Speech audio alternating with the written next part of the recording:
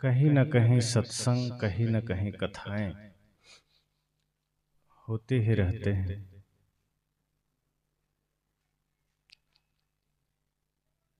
और आप सब भी कहीं न कहीं से जुड़े रहते हैं, किसी न किसी रूप में, किसी न किसी धर्मगुरु से, किसी संत से, किसी शास्त्र से आप सबका जीवन जुड़ा हुआ है। चूंकि हमारा भारतवर्ष धर्म प्रधान देश है,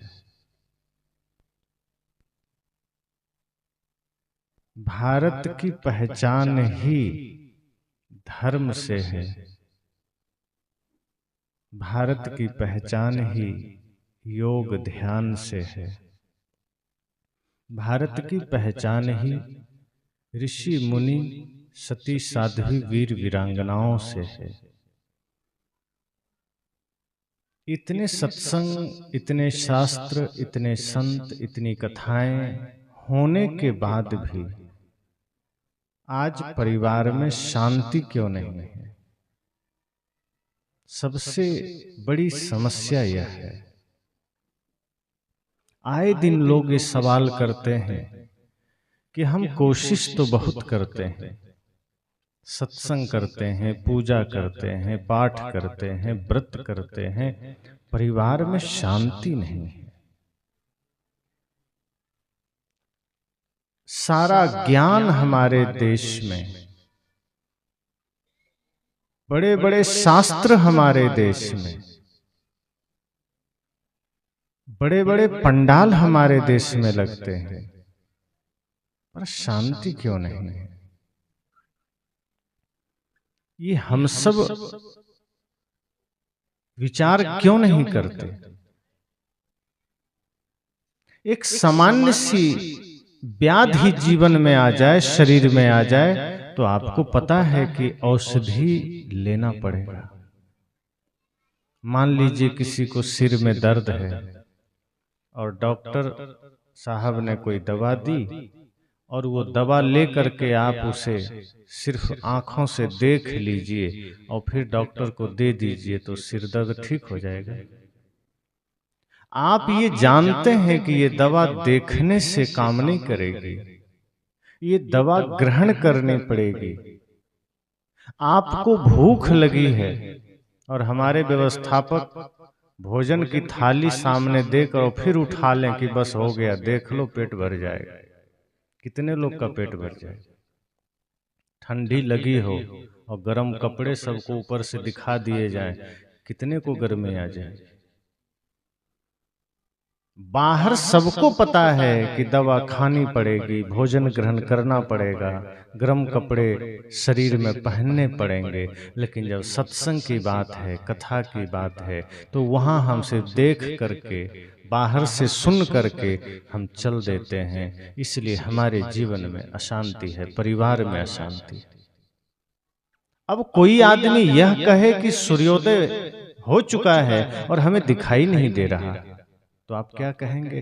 कि सूर्योदय हो चुका है फिर भी तुम्हें दिखाई नहीं दे रहा, इसका इतना ही अर्थ हो सकता है कि तुम्हारी आंखें खराब हैं, वरना और कोई बात नहीं है कि तुम्हें दिखाई न दे।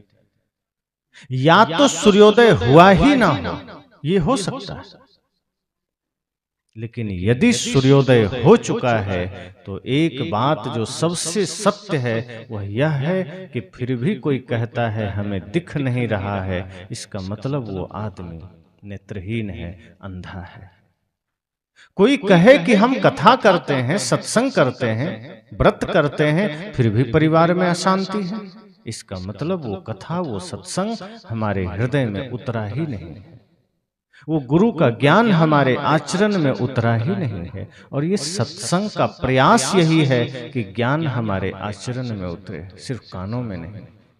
हम तो सत्संग सुनते हैं कान के द्वारा, और कान से सुन करके दूसरे कान से या तो निकल जाता है या फिर मस्तिष्क में रुक जाता है, वो दोनों ओर से हृदयंगम नहीं हो पाता, हमारे आचरण में नहीं उतर पाता।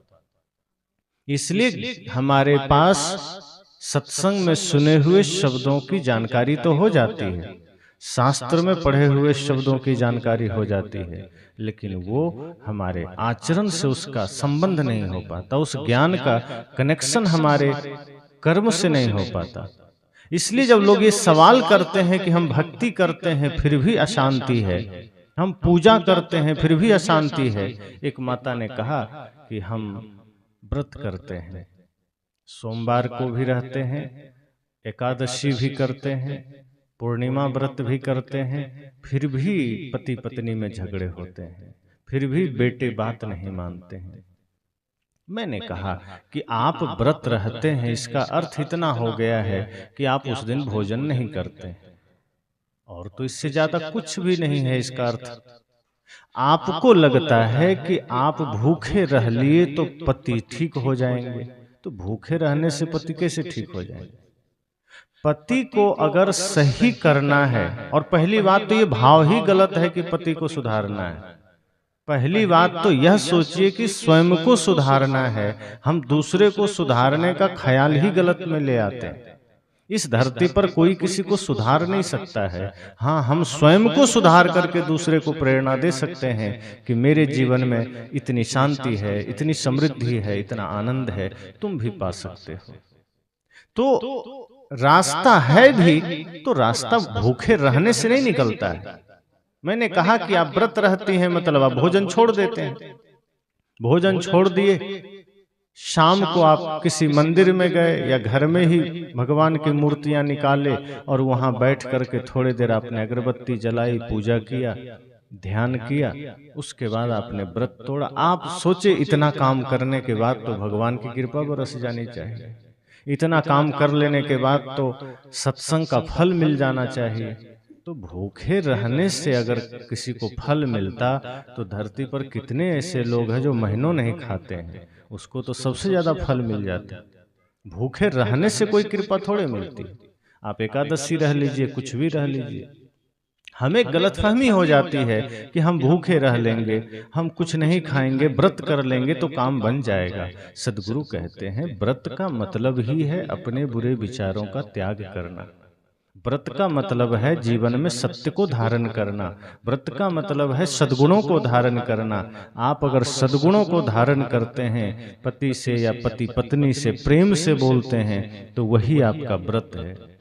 और राम जी के लिए कहा ही गया माता सीता को, माता सीता एकादशी नहीं करती थी, न तो पूनम व्रत करती थी।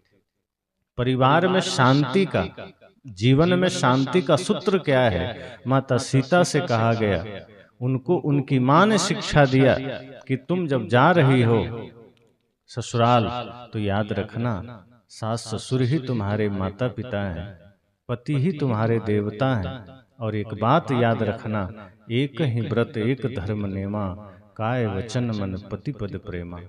कि एक ही व्रत, एक ही धर्म, एक ही नियम तुम्हारे जीवन में होना चाहिए कि पति के चरणों में प्रेम रखना। और ये बात राम जी के लिए भी उनकी मां ने समझाया था कि अब एक ही पत्नी व्रता धर्म का पालन करना, और पत्नी के सिवा कहीं और कोई मन, कोई दिल, कोई दिमाग न रखना, उनके प्रति ही समर्पण रखना। तो इस तरह से व्रत होते हैं, इस तरह से परिवार में शांति आती। तो ये समस्या आज हर लोगों की है। लोग कहते हैं हम व्रत करते हैं, शांति नहीं है, हम पूजा करते हैं, शांति नहीं है, सत्संग करते हैं, परिवार में शांति नहीं है। परिवार में शांति के सूत्र अलग हैं। सत्संग करते हैं, सत्संग में होते कहाँ हैं? अब सत्संग में बैठे हैं तो सत्संग में हम तो बैठ गए, लेकिन हम बैठ के चले भी गए, सत्संग से हमारा कोई लेना देना नहीं है। संत कहते हैं आप सत्संग में बैठिए, उससे ज्यादा महत्वपूर्ण है कि सत्संग आप में बैठे। आप बैठे रहिए, सत्संग आपके अंदर बैठ जाए, तब काम बनेगा।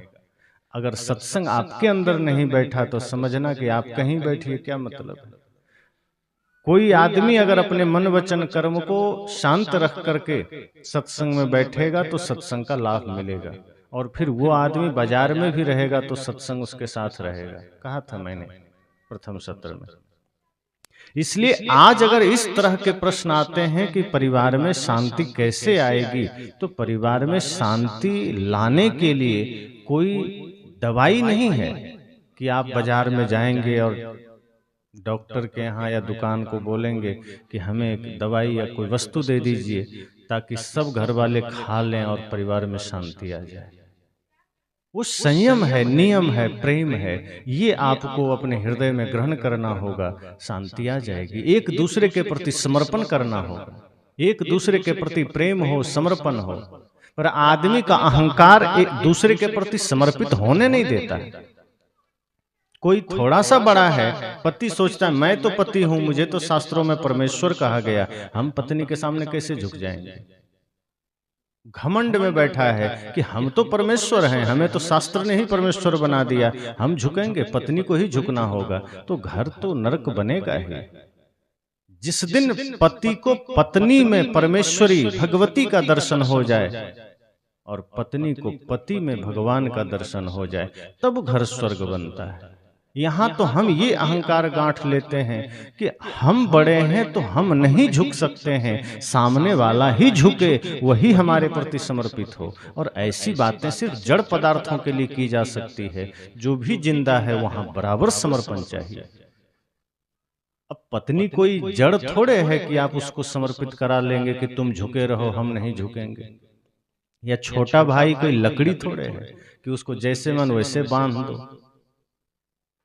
छोटा भाई हो, पत्नी हो, बच्चे हैं, पड़ोसी हैं, मित्र हैं, माता पिता हैं, ये कोई बाहरी ठोस वस्तु नहीं है जिसको अब जैसा चाहे समर्पित करा लें। ये काम निर्जीव पदार्थों के साथ हो सकता है। जैसे माइक हमारे सामने है, ये माइक जड़ है, इसमें चेतना नहीं है। तो जैसा हमारा मन है हम उसको वैसा सामने रखेंगे। ये माइक विरोध करेगा कि नहीं हम ऐसे नहीं लगेंगे, हमको तो इधर से लगाओ, माइक नहीं बोलेगा कुछ। ये निर्जीव है, इसका समर्पण बिल्कुल तय है, ये मना नहीं कर सकता। कैमरे लगे हैं, वो कैमरे नहीं कहेंगे कि अब मेरा समय इधर हो गया, उधर दर्शकों की तरफ कर दो। वो जिधर रख दिए वो रखा है। ये माइक ये नहीं कह सकता कि अब मैं थक गया हूं, अब थोड़ा दूसरे माइक को बुला लो, मैं थोड़ा देर विश्राम करूंगा।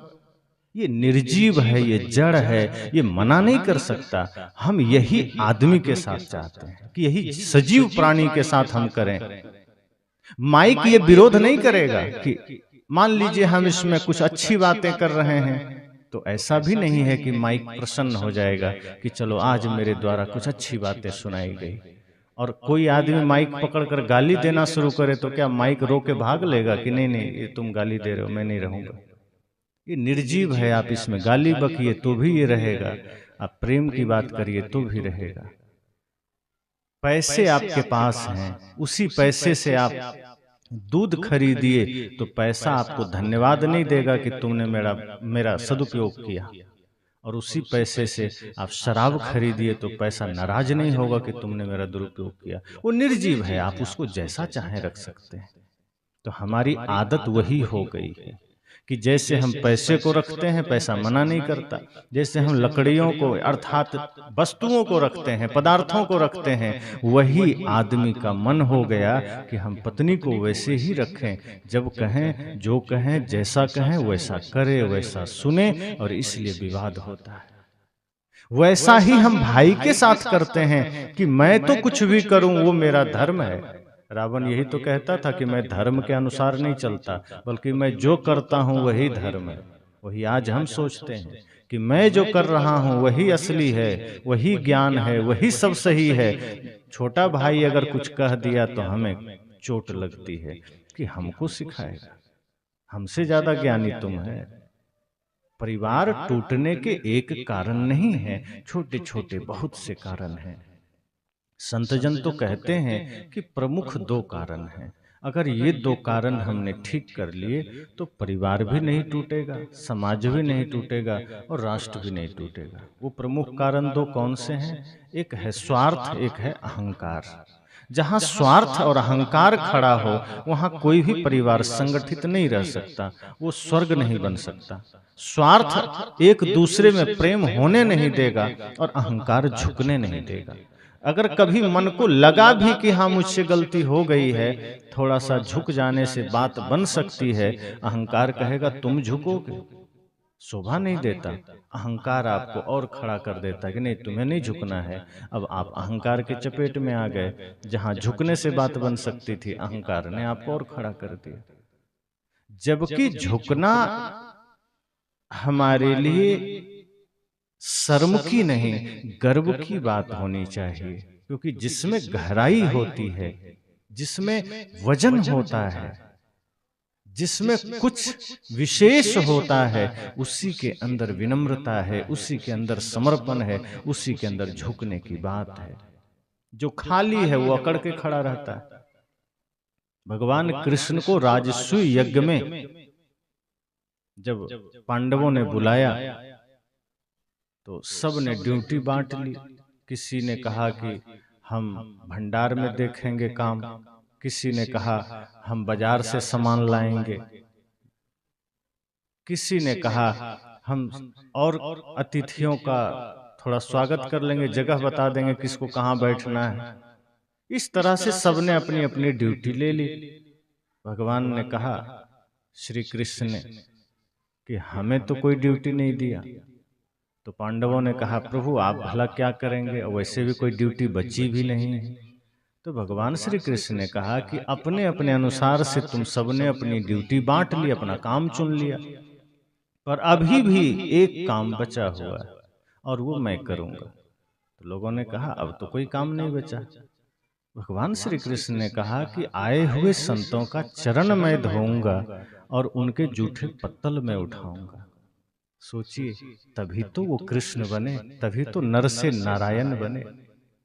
हम अपने घर में अपनी ही थाली उठाने में शर्मिंदगी महसूस करते हैं कि खा के बैठे हैं, अब पत्नी आएगी उठाएगी। हमें बनना तो कृष्ण की तरह है, बनना तो राम की तरह है, लेकिन कृष्ण तो जूठे पत्तल भी उठाए थे और कहा जाता है वो गोवर्धन भी उठाए थे। और आज के आदमी को तो गोबर उठाने में शर्म आती है, तो कहां से बनेगा कृष्ण। अपनी थाली उठाने में हमें शर्मिंदगी महसूस होती है, भले ही मक्खी भिनभिना रही हो हम देखते रहेंगे। झाड़ू लगाने में हमें शर्म महसूस होती है। परिवार ऐसे नहीं चलता। ये अलग बात है कि आप कर्म करिए, भले ही बच्चे या पत्नी आपको रोक दें कि नहीं रहने दीजिए हम कर लेंगे, लेकिन आगे बढ़ के आप करिए। तो पहले से ही हम मालिक बन के बैठ जाते हैं, नहीं तू ही कर, हम थोड़े झाड़ू लगाएंगे। संत कहते हैं छोटा काम मानना ही सबसे पहली अकड़ है कि हम किसी काम को छोटा समझ लेते हैं, हम किसी की बात को छोटा समझ लेते हैं, किसी काम को छोटा समझ लेते हैं। श्री कृष्ण ने यह दर्शाया कि झाड़ू लगाना भी बड़ा काम हो सकता है, पत्तल उठाना भी बड़ा काम हो सकता है। अगर मन निर्मल हो तो सारे काम पूजा और बड़े काम बन सकते हैं। सदगुरु कबीर तो कपड़ा सिलते थे और बेचते थे, कहाँ छोटे हो गए। जितने महापुरुष हुए हैं उन्होंने अपने कर्म से दिखाया कि कर्म सच्चे मन से किया जाए तो सारे कर्म पूजा बन जाते हैं, श्रेष्ठ बन जाते हैं। अगर यह भाव हम घर में लेकर आ जाएं तो घर भी तो स्वर्ग बन सकता है। तो घर टूटता कब है, जब अहंकार गांठ लेते हैं कि मैं तो बड़ा, और जैसे ही यह भाव आया मैं बड़ा मैं बड़ा, तो बीमारी शुरू हो जाती है। अब क्या बड़ा, अगर देखा जाए तो बड़प्पन किस चीज में है। थोड़ा सा पद किसी चीज का मिल गया तो हम स्वयं को बड़ा मान लिए, बढ़िया धन पास में है तो हम बड़ा मान लिए, रूप है तो बड़ा मान लिए। और ये सब से कोई बड़प्पन थोड़े होता है। बड़प्पन हमारे जीवन में हमारे पवित्र कर्मों से होते हैं, हमारी विनम्रता से है, हमारे समर्पण हमारी सरलता से है। अब ध्यान कर रहे हैं, ध्यान करते करते अहंकार आ गया कि हमसे बड़ा ध्यानी कौन हो सकता है। अब जो ध्यान मन को निर्मल करने के लिए था वही ध्यान अहंकार का कारण बन गया, मतलब ध्यान घटित ही नहीं हुआ। सत्संग करते करते अहंकार आ गया कि हम तो सत्संगी हो गए। तो सत्संग तो अहंकार मिटाने का काम करता है, सत्संग से ही अहंकार आ गया, मतलब सत्संग में भी चूक गए। इसलिए संत कहते हैं आज पारिवारिक जितनी भी समस्याएं हैं, जितने भी झगड़े हैं, वो सब स्वार्थ के कारण हैं, अहंकार के कारण है। स्वार्थ इस मामले में बढ़ गया है, इतना ज्यादा बढ़ गया है कि आदमी अपने सिवा दूसरे को देखता ही नहीं है। माता पिता को भी नकार देता है कि कोई चीज है तो बस अपने को मिलना चाहिए। भाई से तो दूरी बन ही गई। एक आदमी तो कहता ही है कि कलयुग में भाई से कभी मित्रता हो नहीं सकती, भाई के साथ हम रह नहीं सकते। ये कलयुग का प्रभाव है। संत ने कहा ये कलयुग का नहीं, तुम्हारे गंदे मन का प्रभाव है। वरना आज भी लोग सतयुग की भांति जीते हैं। ये मन में धारणा ही बन गई कि भाई है मतलब बंटवारा होगा ही, भाई है मतलब उस के साथ हम रह ही नहीं सकते। और ये सारी समस्याएं आती स्वार्थ से है, अहंकार से है। एक संत एक घटना सुना रहे थे। दो भाइयों की घटना थी कि दो भाई थे।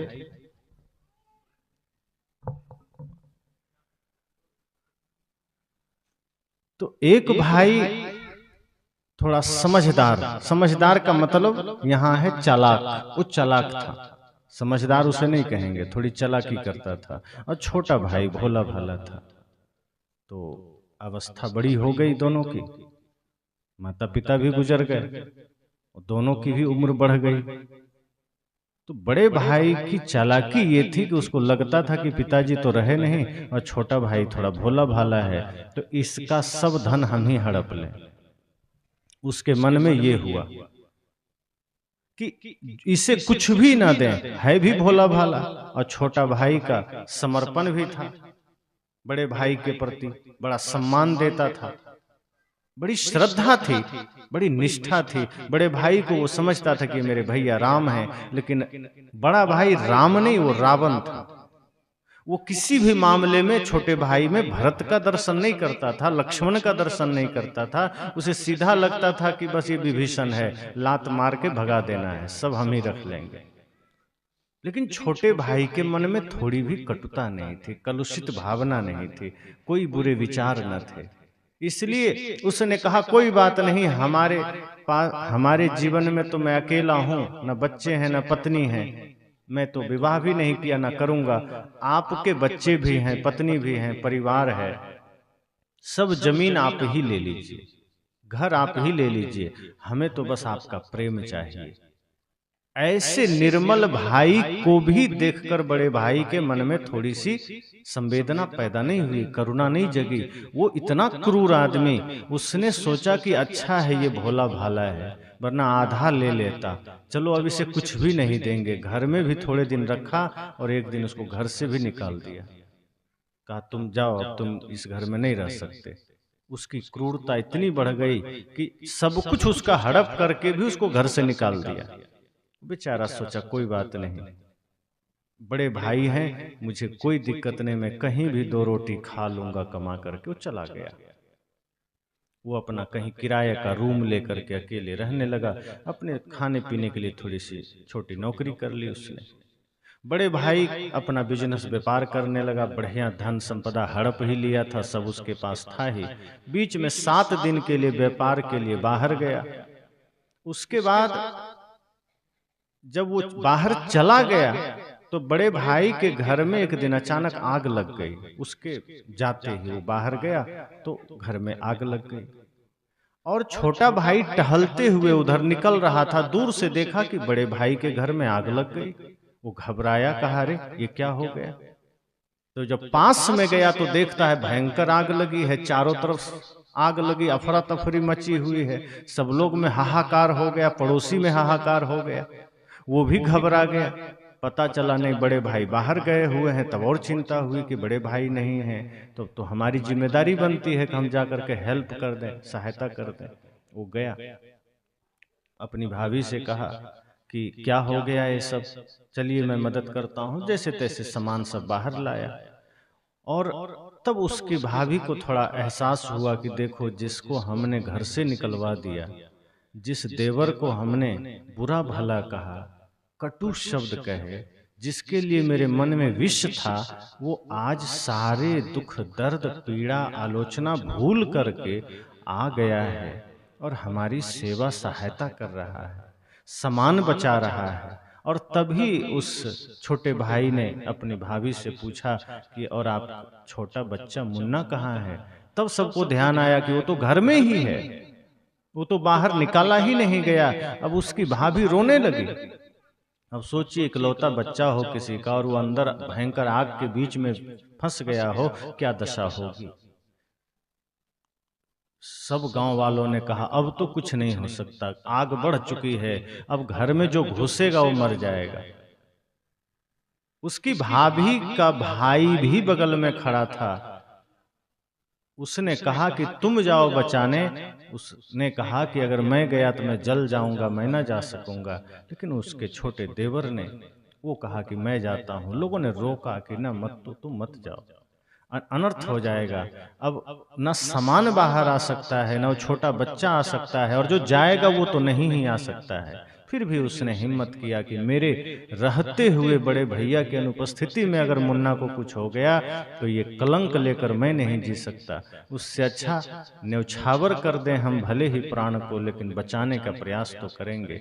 अब देखिए, कहानियां हो सकता है ये सत्य घटना ही हो, लेकिन हम सबको विचार क्या करना है कि बड़े भाई ने उसके साथ क्या दुर्व्यवहार किया, और छोटे भाई ने अंतिम सांस तक, आखिरी समय तक भी ये सोचा कि बड़े भाई ने अपना कर्तव्य निभाया है, जो अच्छा लगा। मैं छोटा भाई हूं, मैं तो अपना कर्तव्य निभाऊंगा। भले ही बड़े भाई अपना कर्तव्य प्रेम पूर्वक नहीं निभा पाए, भले ही वो हमारे प्रति कटु व्यवहार किए, छल का व्यवहार किए, पर मैं तो नहीं कर सकता। मैंने तो रामायण पढ़ा है, मैं तो लक्ष्मण बनकर के ही रहूंगा, मैं तो भरत बनकर के ही रहूंगा। और उसने यही सब सोचते हुए कंबल ओढ़ा और किसी तरह आग को चीरते हुए गया।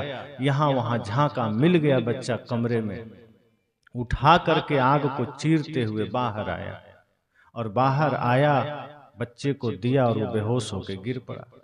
झुलस गया था लगभग 70%। बच्चे को बचाने में बच्चे को कुछ नहीं हुआ, बचा लिया, लेकिन उसकी भाभी की आंखों से आंसू रुक नहीं रहे। वो बच्चे को देख करके जितना खुश हो सकती थी, उससे ज्यादा वो रो रही है। आज उसको लगा कि ये देवर नहीं, मेरा भगवान है, ये मेरे जीवन में मसीहा बनकर आया, ये अपने प्राणों की परवाह न किया, मेरे बच्चे को बचा लिया। और फिर उसे अस्पताल में भर्ती कराया गया। डॉक्टर जांच करके उसकी चिकित्सा में लग गए। धीरे धीरे चिकित्सा शुरू हुई, और तब उसका बड़ा भाई जब लौटा तो गई पत्नी लेने स्टेशन। तो जब भाई गाड़ी में बैठा तो पत्नी क्या कहती है कि चलो आज मंदिर चलते हैं।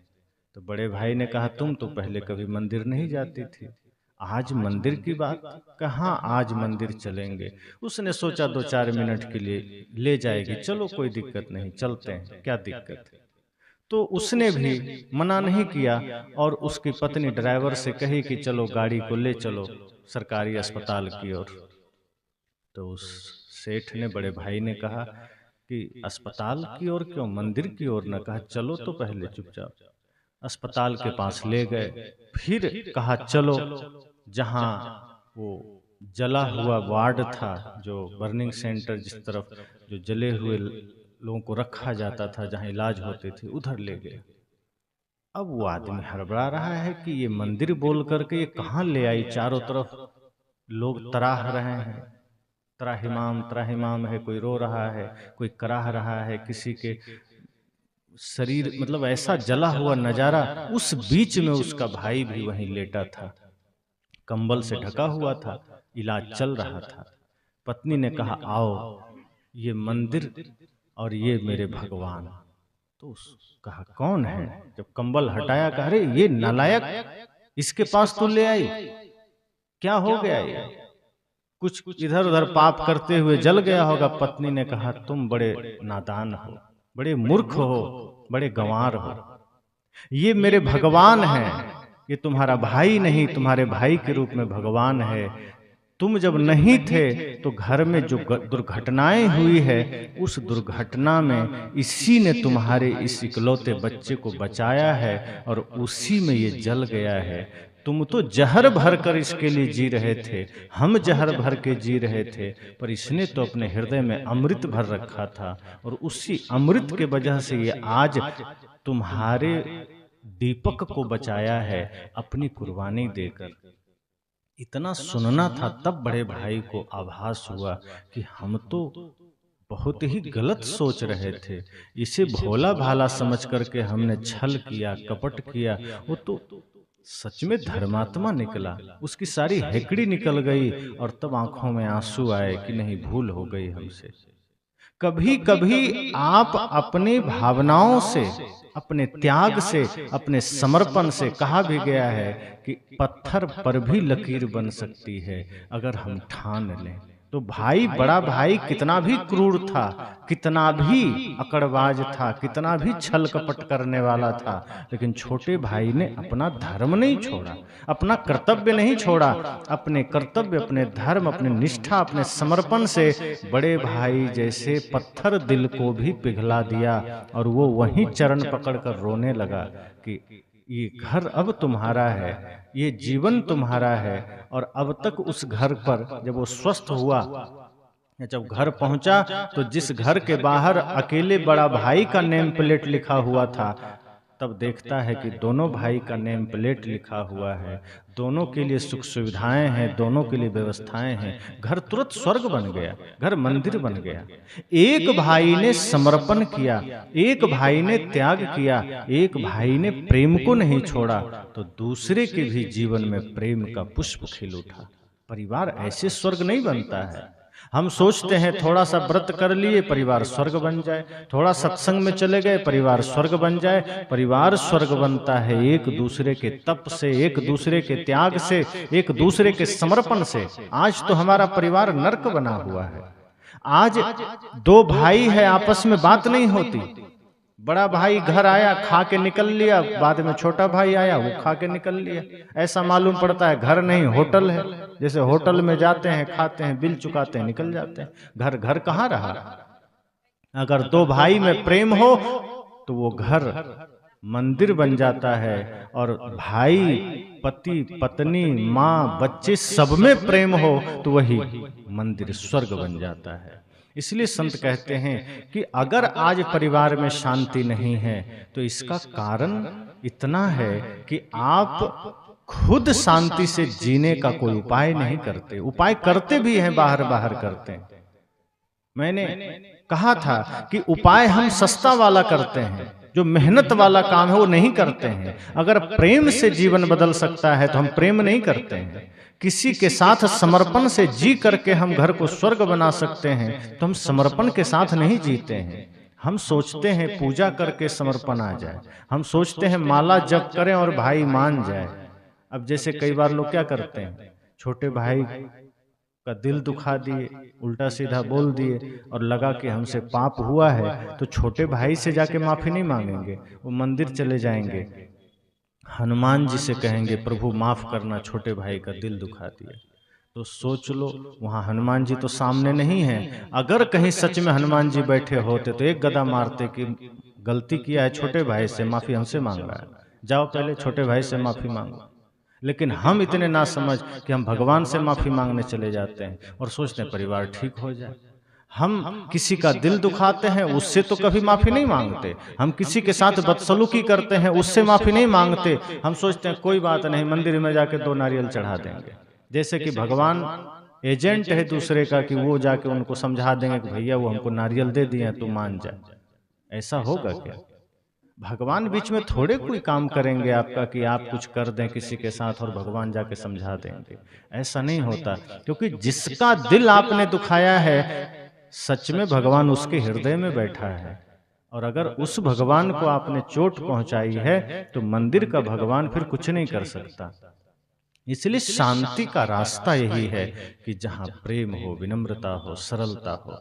परिवार को चलाना है तो सबसे पहले स्वार्थ छोड़ देना होगा। परिवार में शांति चाहिए, परिवार स्वर्ग जैसा चाहिए तो अहंकार छोड़ देना होगा।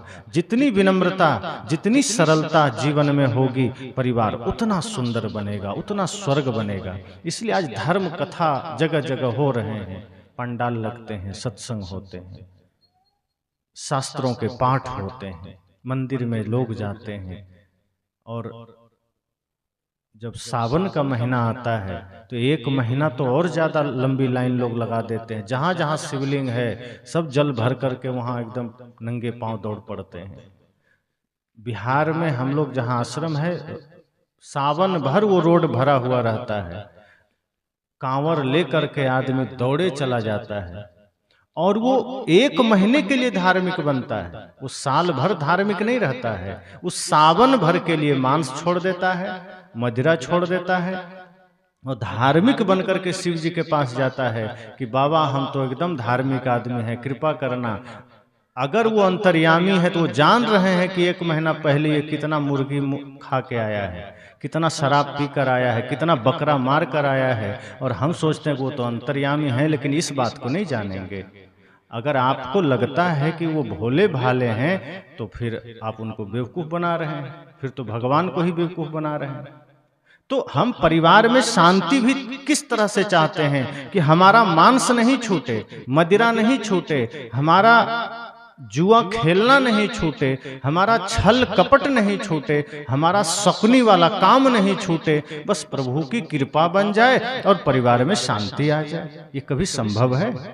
परिवार में शांति तब आती है जब हमारा खान पान भी ठीक हो जाए, हमारा मन भी ठीक हो जाए, हमारा चिंतन भी ठीक हो जाए, हमारा वचन भी ठीक हो जाए। ये कुछ समय के लिए होता है ना, सीजनेबल धार्मिक होना। जैसे मान लीजिए अभी ये कुछ सीजन चलता है भाजी का, आपके यहाँ भाजी ज्यादा है तो यहाँ भाजी का, कुछ भाजी का सीजन है, कुछ फल का सीजन है, कुछ सब्जियों का सीजन है। तो इसी तरह से आदमी सीजन के हिसाब से धार्मिक बन जाता है। कि जैसे बिहार में छठ पूजा है तो 3 दिन के लिए लोग धार्मिक बन जाते हैं, सावन का महीना है तो 1 महीने के लिए धार्मिक बन जाते हैं, दुर्गा पूजा है तो इधर के 8-9 दिन धार्मिक बन जाते हैं और 10वें दिन उससे बड़ा राक्षस कोई नहीं है। 9 दिन इतना भयंकर व्रत करेगा कि शिव जी को भी और राम जी को, दुर्गा माता को भी धोखा हो जाएगा कि लगता है हमसे बड़ा तपस्वी तो यही लोग हैं। लेकिन 10वें दिन उसको लगेगा कि नहीं, ये सब रावण का ही भी बाप है। इतना हत्या, हम कहते हैं मुसलमान बकरीद में बकरियां काटता है, तो ये हिंदू कौन सा कम है जो दुर्गा पूजा में बकरे काटता है? दोनों में से तो अंतर कुछ भी नहीं है, हिंसा तो हिंसा है। तो हम ये करके परिवार में शांति चाहते हैं। दुर्गा माता के आगे बकरे की बलि दे करके लोग कहते हैं परिवार की शांति के लिए हमने बलि दिया। एक बकरे का परिवार को उजाड़ दिया, अपने परिवार में शांति ले आओगे? अरे बकरे का परिवार तुमने उजाड़ा है, उसके अंदर भी वही परमात्मा है, वही जीव है। तो हम परिवार में शांति तो चाहते हैं, लेकिन वैकल्पिक व्यवस्था के साथ, अपने जीवन में संयम से नहीं, श्रद्धा से नहीं, भक्ति से नहीं, उपासना से नहीं। हम चाहते हैं कि जीव हत्या करनी पड़े तो कर दें, कहीं घूस देना पड़े तो दे दें, सिर्फ नारियल चढ़ाना पड़े तो चढ़ा देंगे, 1-8 लाख रुपया दान करना पड़े कर देंगे, लेकिन विकारों का त्याग ना करना पड़े और परिवार स्वर्ग बन जाए। इससे कभी नहीं होगा। ये जो कभी कभी हम धार्मिक हो जाते हैं, और कई लोग तो हैं सुबह 1 घंटे के लिए धार्मिक हो जाते हैं। बड़े बड़े सेठ साहूकार दुकानदार वो सुबह 1 घंटे बड़े धार्मिक हो जाएंगे। वो 1 घंटा एकदम माया मोह से दूर अगरबत्ती लेकर के राम राम राम राम या कोई भी मंत्र जाप करेंगे। लेकिन जैसे ही पूजा खत्म होगी, जब वो दुकान पर जाएंगे तो फिर वो जेब काटने की पूरी तरकीब लेकर बैठते हैं कि कैसे किसी की जेब काटी जाए, कि कैसे किसी को धोखा दिया जाए, कैसे वस्तुओं में मिलावट किया जाए। और इससे हम सोचते हैं परिवार में शांति आ जाएगी। कई लोग तो कहते ही हैं कि हम जितने भी तीर्थ यात्रा करते हैं उसका एक ही उद्देश्य होता है, साल भर में जो पाप करते हैं उसको जाके धो देते हैं। उनको ये वहम भी लोगों ने डाल दिया है मन में, पंडित पुजारियों ने, कि हाँ तुम अगर 1 लाख बार राम का नाम जप लोगे या काशी प्रयाग जैसे तीर्थों में एक बार डुबकी लगा लोगे तो तुम्हारे साल भर के पाप नाश हो जाएंगे। और ऐसा लिख भी दिया गया कि गंगे तव दर्शनार्थ मुक्ति, तुम्हारे दर्शन से मुक्ति है। तो परिवार में शांति कैसे आएगी, बहुत सारे हथकंडे हमें बताए गए और हम वही सब करना चाहते हैं। लेकिन वास्तव में शांति आती है स्वार्थ छोड़ने से, गलत खानपान छोड़ने से, अहंकार छोड़ने से, छल कपट छोड़ने से। और ये छूटता नहीं है। ये जिसका छूट गया घर उसका स्वर्ग बन गया। ये जिसने छोड़ दिया वो समझना अपने घर को मंदिर बना लिया।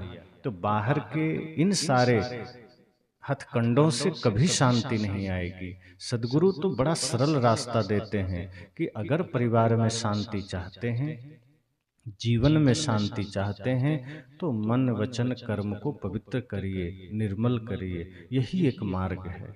बाकी आप किसी भी तरह से अगर गलत कर रहे हैं, तन से, मन से, वचन से, तो उस वजह से आपके जीवन में शांति नहीं आएगी, परिवार में भी शांति नहीं आएगी, समाज में भी नहीं आएगी। चाहे रामायण की कथा सुन लीजिए, चाहे भागवत की कथा सुन लीजिए। मैं तो कहा कि जगह जगह पंडाल लगते हैं, सत्संग होते हैं, कथाएं होती है, बड़े बड़े संत आते हैं, कथा करते हैं, चले जाते हैं। क्यों नहीं जीवन बदलता? क्योंकि सही राह दिखाने वाले कम हैं। सही राह दिखाने वाले अगर आपको सही रास्ता दिखा गए, तभी कोई आ गया नकली धर्मगुरु। वो कहता है कि नहीं नहीं, ये फिजूल है, इतना टाइम बर्बाद करने की जरूरत नहीं है, इतना पढ़ने की भी जरूरत नहीं है, बस बेलपत्र लेना, शहद लगाना, शिवलिंग में चिपका देना, एकदम फर्स्ट डिवीजन से पास हो जाओगे। अब आपको लगता है इससे बढ़िया उपाय क्या होगा? पहले वाले गुरुजी तो बहुत लंबा चौड़ा कहानी बता के, उतना कौन करेगा? टाइम है। कौन मांस मछली का त्याग करे? कौन बच्चे को पढ़ाए? और बेचारा खुद का बेटा फेल हो गया कहते कहते। तो ये चीजों से हमें मन में लगता है कि यही ठीक है। बड़े बड़े धर्म गुरु आपको बता दिए आपके पाप कटेंगे नहाने से, व्रत करने से, नाम लेने से, मंदिर जाने से। अब इस तरह से मन को भरमा दिया गया कि आदमी वही काम करने लगता है। जो मूल में समस्या है उस पर हमारा ध्यान नहीं जाता है। तो इसलिए मैंने कहा कि सत्संग आपको ये राह दिखाता है कि यहां वहां भटकने की जरूरत नहीं है। सत्संग सिर्फ आपको जागृत करता है। सदगुरु कबीर की परंपरा में कोई भी संत आपको ये नहीं कहेंगे कि मेरी शरण में आ जाइए, मैं आपको मोक्ष दे दूंगा। और ऐसा कोई भी कहता है तो उसको एक नंबर का धूर्त समझना। किसी के जेब में मोक्ष नहीं है। सच्चे गुरु वो होते हैं जो आपको ये कहे कि मैं सिर्फ आपको मुक्ति का सूत्र दे सकता हूँ, मैं आपको सिर्फ मुक्ति का मार्ग बता सकता हूँ, चलना आपको है तब आप पहुंचेंगे। मेरा काम इतना है कि आपको मैं हाथ में दिया दे दूंगा। सच्चे गुरु बड़े ईमानदार होते हैं। वो आपको किस्से कहानी नहीं बताएंगे, वो हवा में उड़ने की बात नहीं करेंगे कि हाँ मेरे पास सिद्धियां हैं, मेरे पास ये है वो है, मैं तो आकाश में उड़ लेता हूँ, मेरे गुरु तो ऐसे वैसे कमल फूल पर आ गए थे। ये सच्चे गुरु आपको भटकाएंगे नहीं। सच्चे गुरु स्पष्ट बोलेंगे कि आप अगर तप करेंगे, ध्यान करेंगे, मन वचन कर्म को निर्मल करेंगे, माता पिता गुरु एवं राष्ट्र में श्रद्धा रखेंगे, तो आप इंसान बन जाएंगे और फिर आप भगवान भी बन जाएंगे, आपके पाप भी कट जाएंगे। और अगर आपको लगता है कि किसी नाम को जपने से पाप कटेंगे तो ये संभव नहीं, कोई उपाय नहीं है। तो ईमानदार गुरु से अगर आप मिलते हैं तो आपके जीवन में शायद परिवर्तन आ जाए। बिना मेहनत के कुछ नहीं होता। अभी जितने लोग बैठे हैं इसमें से अधिकांश किसान वर्ग के लोग हैं। आप खुद सोचिए, आप अपने धान खेत में जाइए और वहां बैठ करके माता अन्नपूर्णा और लक्ष्मी देवी का वंदना करिए 2-2 घंटा रोज, तो कितना धान हो जाएगा आपके खेत में। आप भी जानते हैं कि वहां ट्रैक्टर चलवाना पड़ेगा, धान का बीज डालना पड़ेगा, उसमें खाद डालना पड़ेगा, निराई गुड़ाई करना पड़ेगा, पानी कम जाएगा पानी डालना पड़ेगा। तो जब एक छोटे से धान को उपजाने के लिए इतनी मेहनत करनी पड़ती है, तो परम शांति के लिए क्या ऐसे बैठे बैठे हो जाएगा? मंत्र से हो जाएगा? लेकिन आपको बता दिया गया कि नहीं, शांति तो मंत्र से हो जाएगा, पाप तो मंत्र से कट जाएगा, इस भ्रम में मत रहना। आपको एक छोटा सा काम है, पेट को भोजन देना है, वो भोजन भी आपको बनाना पड़ता है, उस भोजन के लिए भी आपको श्रम करना पड़ता है, मंत्र से नहीं हो जाता। आप बैठ जाइए, मंत्र को चेक करिए कि जब मंत्र से मुक्ति मिल सकता है, मंत्र से पाप कट सकता है, तो सबसे पहले उस मंत्र को चेक करिए कि मंत्र जपते जपते भूख मिट जाए, प्यास मिट जाए और घर बन जाए, बाहर के सारे भौतिक सुविधाएं मिल जाए, तो समझना मुक्ति भी मिल जाएगी। लेकिन मंत्र से कुछ नहीं होता। मंत्र से इतना होता है कि अगर आप समर्पण के साथ एकाग्र चित्त होकर अगर गुरु के दिए हुए शब्द मंत्र को जपेंगे, तो मन जो बहिर्मुख है, मन जो दुनियादारी में चला गया है, वो लौट सकता है, वो एकाग्र हो सकता है। मंत्र का इतना ही काम है, उससे मुक्ति नहीं मिल सकता। हाँ, मंत्र मुक्ति में सहायक बन सकता है, लेकिन कब? जब गहरे रूप में आप उसका जाप करेंगे। अब मान लीजिए कोई राम राम ही कर रहा है, तो राम राम करने में अगर वो राम राम में पूरा लीन हो जाए तो राम का मंत्र काम भी कर जाएगा। लेकिन आज किसी ने कह दिया राम जपो, तो हम उसको ड्यूटी समझ लिए, और ड्यूटी समझ करके सोचते हैं 1 घंटा में किसी तरह हजारों बार राम राम कह ले, काम बन जाएगा। अब मन में चल रहा है रावण रावण, दुकान दुकान, परिवार परिवार, अब मुख में चल रहा है राम राम राम राम। अब दोनों में कोई कनेक्शन नहीं है, तो जब कनेक्शन ही नहीं है, मन कहीं और चल रहा है, मुख में कुछ और चल रहा है, मुख कछु और हृदय कछु आना, तो फिर बात नहीं बनेगी। राम राम भी कहना है तो इतनी एकाग्रता से कहिए, लंबी गहरी श्वास लेते हुए श्वासों के साथ जब कहिए राम, तो राम कहते कहते सब तरफ से आपका चित्त हट जाए, मन हट जाए, और उस राम में पूरी चेतना केंद्रित हो जाए, तब शायद लाभ मिल जाएगा, तब शायद आपको उसका आनंद मिल जाएगा। लेकिन आज हमने गुरु के दिए हुए मंत्र को भी सिर्फ ड्यूटी समझ के लिया है। गुरु ने कोई मंत्र दे दिया कि जाओ इससे पाप कट जाएगा, तो हम सच में उसी भाव से लेते हैं कि लेना ही तो है, मन चाहे कहीं रहे। लेकिन मंत्र का उद्देश्य सिर्फ मुख से बाहर निकालना नहीं है, मंत्र के साथ साथ मन भी उसमें लीन हो जाए, मन भी उसमें समर्पित हो जाए, तब बात बनती है। और कोई भी मंत्र हो, वो इतना ही करता है कि आपके मन को एकाग्र कर देता है, मन को शांत कर देता है। और जो ईमानदार गुरु होते हैं वो यही कहते हैं कि चलना तुम्हें है। इसलिए तो बुद्ध ये नहीं कहते हैं कि मैंने अपना दिया जला लिया, अब तुम्हें कुछ नहीं करना है, बस तू मेरा नाम जप ले, तुम बुद्धम शरणम गच्छामि कर लो, संघम शरणम गच्छामि कर लो, धम्मम शरणम गच्छामि कर लो, और तेरा काम बन जाएगा। उन्होंने बड़ी ईमानदारी से कहा नहीं, अप दीपो भव, तुम भी अपना दिया जलाओ, तब बात बनेगी। मैंने जला लिया है। सदगुरु कबीर भी कहते हैं, जो तू चाहे मुझको छाड़ सकल की आस, मुझ ही ऐसा होए रहो, तब सब सुख तेरे पास। वो ये नहीं कहते कि मैंने परम शांति को पा लिया, मैंने सत्य को पा लिया, अब तुम सिर्फ कबीर कबीर कबीर करते रहो, तुम शांति पा लोगे। वे कहते नहीं, फिर तो ये नासमझी हो गई, फिर तो वही बात हो गई भ्रम की। सदगुरु कहते हैं कि अगर तुम सच में शांति चाहते हो तो मुझ जैसा बनो, अर्थात जिस तरह मैं निष्कामी हूं, जिस तरह मैं निश्चल हो गया हूं,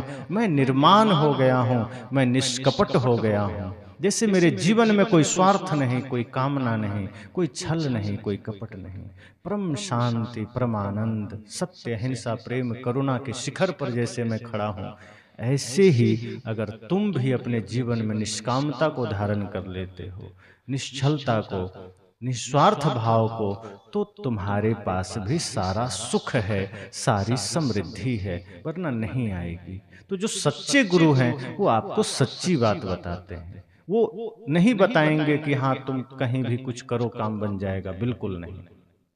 तो मैंने कहा कि परिवार में अगर अशांति है, मन में अशांति है, जीवन में अशांति है, तो ये बाहर के कृत्यों से नहीं मिटने वाला है, कि हम बाहर कुछ करते रहें, इधर मन कुछ और करता रहे, कि मंदिर में जाके ओम जय जगदीश हरे करें और भीतर भीतर चले कि किसको लूटना है, किसके साथ छल करना है, किसके साथ कपट करना है।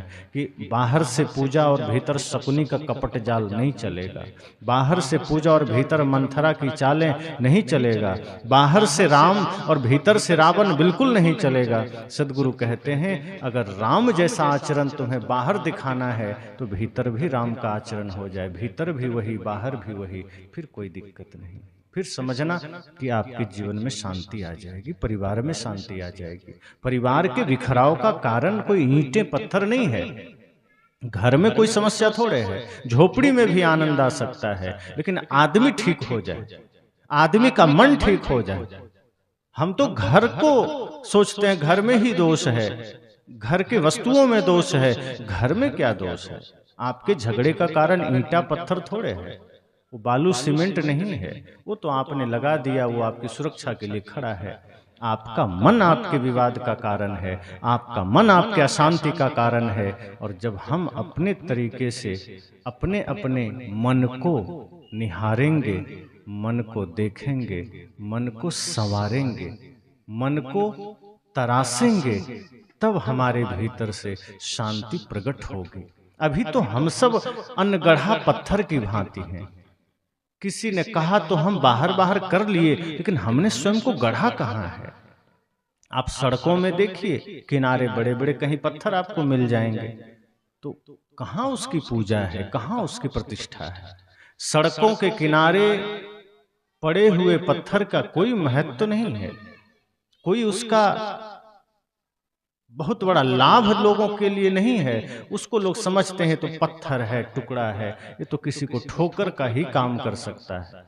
उस पर कभी आप थूक भी दे रहे हैं, उस पर जानवर टट्टी पेशाब भी कर दे रहे हैं, उसका कोई महत्व नहीं है। लेकिन कभी किसी कलाकार की नजर पड़ जाती है किसी पत्थर पर और घर ले आता है, छेनी हथौड़ी से तोड़ तोड़ करके उस पत्थर को राम का रूप दे दिया, कृष्ण का रूप दे दिया, गणेश का रूप दे दिया, कबीर का रूप दे दिया।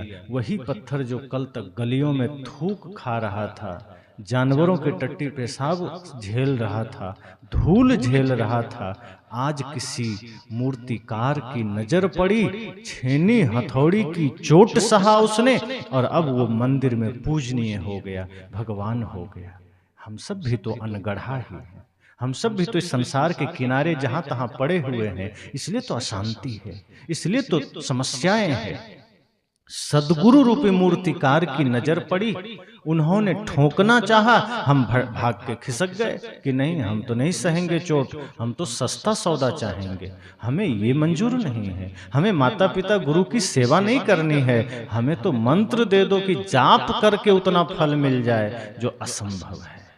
जाप से फल नहीं मिलता, जाप से थोड़े देर के लिए मन रुकता है, शांत होता है। पर जो सच्चे सदगुरु हैं वो पत्थर की भांति हमें अपने ज्ञान से, अपने आदर्शों से, अपने सूत्र से हमें तराशते हैं, हमें गढ़ते हैं और फिर एक साधारण से इंसान के भीतर से एक सजीव भगवान की चेतना जागृत हो जाती है। फिर इसी इंसान में भगवत्ता जागृत हो जाती है, इसी नर में नारायण का रूप जागृत हो जाता है, इसी नारी में नारायणी का रूप जागृत हो जाता है। फिर हम कीमती हो जाते हैं, फिर वो पत्थर पत्थर नहीं रह जाता, वो भगवान की मूर्ति हो जाता है। फिर वो साधारण नहीं रह जाता, फिर वो पूजनीय हो जाता है, फिर वहां हम शीश झुकाते हैं। ऐसे ही हम सब का जीवन अभी ऐसे ही साधारण है, लेकिन जब गुरु के ज्ञान की चोट पड़ती है, गुरु के वचनों का प्रहार पड़ता है और हम सरलता से उसे सह लेते हैं, विनम्रता से सह लेते हैं, तो हम सब भी नारायण बन जाते हैं, हम सब भी महत्वपूर्ण बन जाते हैं। इसलिए मैंने कहा जीवन में अगर अशांति है, मन में अशांति है, तो इसका कारण हमारी प्रक्रिया है, पद्धति है, हमारा जीने का ढंग है, और इन सब के मूल में मन ही है। जो मन हमने गंदा कर रखा है और नित्य प्रति हम गंदा करते जाते हैं। रात में सोने गए, तो हम कहाँ प्रवचन ज़्यादा सुनते हैं? बहुत कम लोग होंगे जो प्रवचन सुन के ध्यान करके सोते होंगे। अधिकांश लोग कोई गाना लगा देंगे, कोई फिल्म लगा देंगे, चित्रहार लगा देंगे, कोई शो लगा देंगे, कुछ भी देखते हुए, खाते हुए रात को 12-1 बजे, 2 बजे तक जगेंगे, मस्ती करेंगे, फिर जाके सोएंगे और वो सुबह उठ के सोचेंगे कि शांति क्यों नहीं है। आपने अपने दैनिक चर्या को ही इतना अशांत बना लिया है, इतना विष से भर दिया है, कहाँ शांति आएगी? शांति जीवन में चाहिए तो समय से सोइए, सोने से पहले संकल्प लीजिए, ध्यान करिए, संतों के प्रवचन सुनिए, फिर सो जाइए। और प्रातः काल ब्रह्म मुहूर्त में जगिए। आज के लोगों का तो ब्रह्म मुहूर्त ही 8-9 बजे होता है, 10 बजे। अगर ड्यूटी जा रहे हैं तब तो किसी तरह ले दे के 7 बजे जग जाएंगे, और पता चला कि कल रविवार है तो वही आदमी 11 बजे जगता है। इतना हमारा जीवन बिगड़ गया, तो शरीर भी रोगी हो रहा है, मन भी रोगी हो रहा है। अब जिसका तन रोगी, मन रोगी, अब वो सोचे कि कोई कृपा भगवान की हो जाए और मन और घर और जीवन सब स्वर्ग बन जाए, कभी नहीं होगा। अगर भगवान की कृपा चाहिए तो समय से सोइए, शुद्ध खाइए, ब्रह्म मुहूर्त में जगिए, योग ध्यान करिए, और मन को ध्यान से, योग से ही आप साध सकते हैं। ध्यान और योग ही रास्ता है जो मन को निर्मल बना सकते हैं। कपड़े में दाग लग जाएं, आप अपने से साबुन मार के, केमिकल डाल के छुड़ा लेंगे। अब मन में दाग लग जाए तो कहाँ छुड़ाएंगे? ये सत्संग ही तो है, गुरु का वचन ही तो है, गुरु का ज्ञान ही तो है, जहां से मन के दाग छूटेंगे। लेकिन उसके लिए चित्त लगाना पड़ेगा, गुरु के पास जाना पड़ेगा, गुरु के वचन को सुनते सुनते सोना पड़ेगा, और जगते के साथ फिर सुनना पड़ेगा।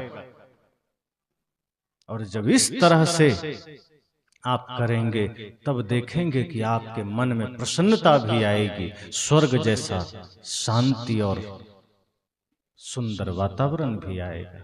इसलिए मैंने कहा कि शांति साधारण नहीं है कि हम कुछ भी सोचे, थोड़ा कुछ इधर कर लिया, कुछ व्रत कर लिया, कुछ उपवास कर लिया, शांति आ जाएगी, कि थोड़ा मंदिर चले गए शांति आ जाएगी, कि थोड़ा कोई सत्यनारायण व्रत की कथा सुन लिया शांति आ जाएगी। शांति इन छोटे छोटे चीज़ों से नहीं आया करती। शांति तो आती है मन को निर्मल करने से, शांति आती है प्रतिदिन अपने जीवन व्यवहार को सुधारने से, शांति आएगी अपने दैनिक नित्य क्रिया को सुधारने से।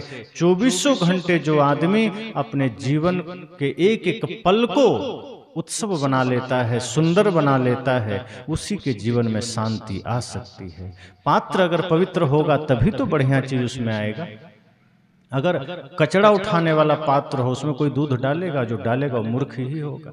हमने अपने हृदय को वही कचरा वाला पात्र बना रखे हैं और सोचते हैं ये सत्संग का अमृत उतर जाए, हृदय में चला जाए। वो नहीं जाएगा। पात्र सही होना चाहिए, समर्पण सही हो, लगन सही हो, तो जीवन में, परिवार में, समाज में, राष्ट्र में शांति का यही साधन है, उपाय है। बस।